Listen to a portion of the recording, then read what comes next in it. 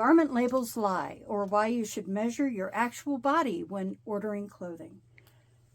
All of the pants from here up are garment label size 48.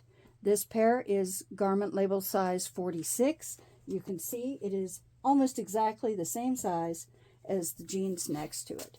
I will demonstrate by measuring what the actual measurement of these garments are.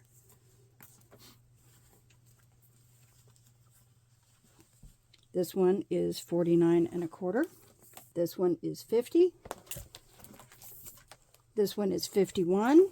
This one is 49 3/4.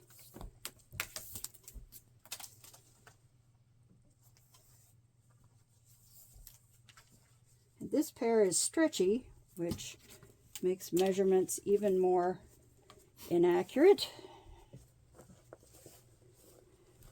And that is 49 1/2. Thank you for watching.